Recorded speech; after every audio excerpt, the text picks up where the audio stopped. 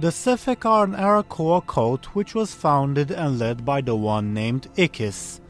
Ikiss was once a respected member of the Adherents of Rukhmar until he began researching the history of the legendary king Terokk. Terokk was, in short, the greatest king the Arakkoa had, who was then deposed by the Adherents of Rukhmar, who then falsified his history.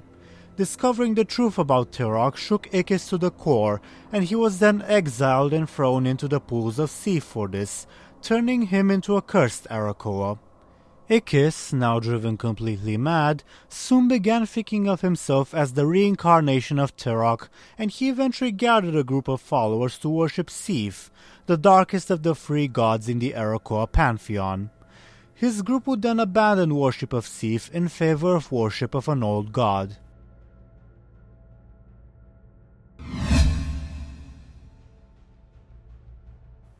One of the Sethekk's first acts was to summon Anzu, another god in the Arakkoa pantheon and an enemy of Sethe, and corrupt him.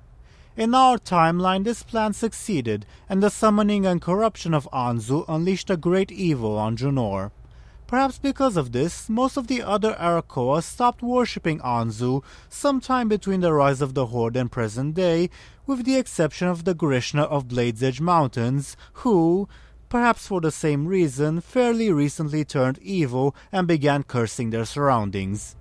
Interestingly enough, the Sethekk intend to use Anzu to attack the Emerald Dream, though how or why is unknown.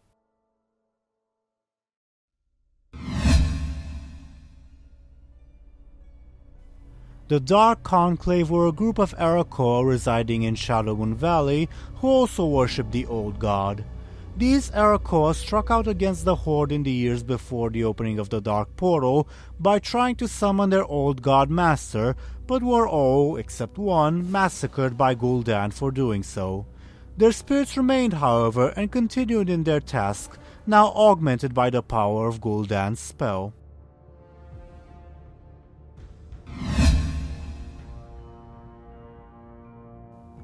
These two groups, despite presumably worshipping the same being, are, as far as we know, not connected to each other. The Sethekk, despite already being separate from the main groups of Arakkoa outcasts in the alternate universe, split from the Skedis once the detonation of Auchindoun took place. Specifically, they believe that the explosion signaled the arrival of their master into this world and traveled to it. Thus, they were almost certainly unaware of the Dark Conclave's still ongoing attempt at summoning it.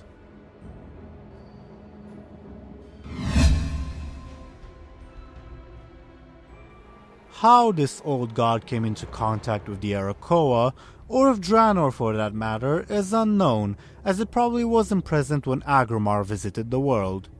There are two, arguably three pieces of information, however, that point to a possible connection between it and the planet, or at least to the existence of something dark in its innards.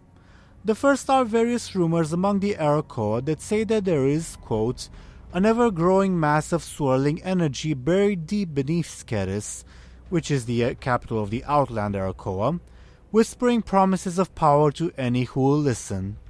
The second is the description we have of Anzu before his corruption by the Sethekk and before the confrontation with Sethe, which says, quote, he would converse with the gods of the abyss and he would find them dull, witless creatures. The third is the presence of the black blood of Draenor oozes in the mines of the Netherwing Ledge of Shadowmoon Valley, since some Forsaken speculate that oozes in general are related to the old gods.